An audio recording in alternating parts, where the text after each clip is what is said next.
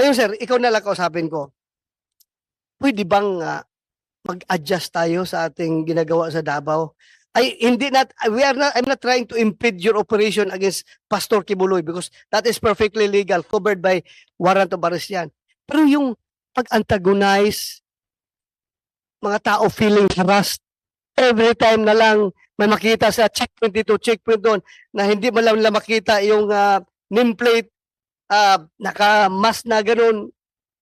Very intimidating, sir. I tell you, police ako. But at the same time, I am local, I'm a Davao local. Alam ko yung nararamdaman ko. Kaya pwede ba tayo mag-adjust na para maging friendly naman yung police? We're not stopping your checkpoint operations. You can checkpoint anytime you want, anywhere you want. But please, do it in a manner that you are not antagonizing the community. Yun lang pakiusap ko. Ay, ang madabawin nyo. It pains me na ako, local police ako ng Davao.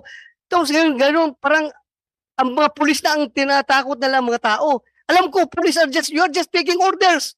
Even the General Torre is just taking orders. Even the Chief PNP is just taking orders.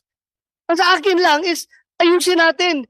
Dahil pag hindi natin ito na-address, darating ang punto na talagang baka mag-rebuild yung buong Davao City laban sa gobyerno, laban sa PNP. Dahil ako mismo naramdaman ko eh. It pains me to see that yung matagal na namin na pinag-establish na relationship ng community at ng police ay ngayon biglang nasira.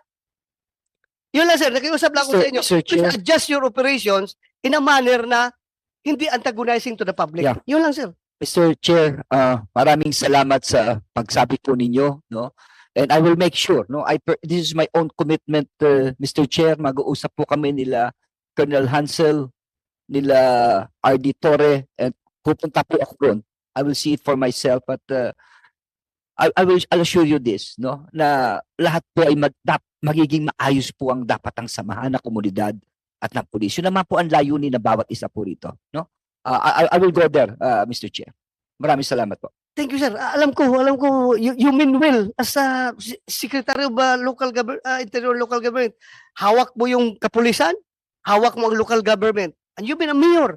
Alam mo naman siguro kung paano natin i-deal yung police pag ikaw ay local chief executive tapos parang binababoy ka na ng police para bang wala ng respeto sa'yo, talagang maramdaman mo talaga, sir, na iba na ito. Something must be wrong. Something is behind all this happening. So, please, ayusin natin before this erupts. Sasabog ito pag hindi natin aksyonan. Dahil ang mga tao doon, galit na talaga. I'm just telling you as a resident of Davao City.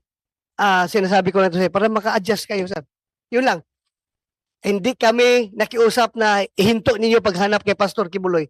Hindi kami nakiusap na ihinto nyo yung checkpoint operations nyo dyan. Dahil that would be to the benefit of everyone. Pag may checkpoint, tuwang-tuwa kami noon. Dahil safe tayo pag may checkpoint. Pero pag ngayon, pag may checkpoint, feeling intimidated mga tao, ano naman kaya mangyari? Nakamask na naman yung mga pulis. Walang, hindi makita yung mga pangalan. Kausapin mo, ayaw sumagot. I don't know how I think nasa iyo ang solusyon nito. Please act on this, sir. Yun lang hinintay natin. Mr. Chair, I assure you that binibigay ko po ang pangako ko sa inyo at sa mga taga Davao, no? Lahat po ito, yung mga protocols, yung mga walang mask, yung mga pangalan, dapat nandyan, notifyan lahat kung ano nangyayari. Kasi kung hindi nila alam ng yung nangyayari, dyan nagsisimula yung suspetsahan Dapat alam nila bakit anong purpose po ito and we'll start this dialogue. I assure you that, Mr. Chair. I assure you that. Thank you, sir. Thank you, sir. Because alam ko, yung mga police na yun na gumagawa ng checkpoint, sama rin sa kalooban nila dahil taga-Davao rin sila Alam rin nila na anong feeling ng mga kapatid nila, ng mga parents nila sa mga ginagawa nila.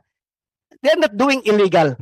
But they're just doing, to tell you frankly, improperly yung ginagawa nila. Bakit mag-checkpoint ka, palagi naka-mask, kailangan, tapos hindi makita yung pangalan. Yun lang sa akin. We must be friendly.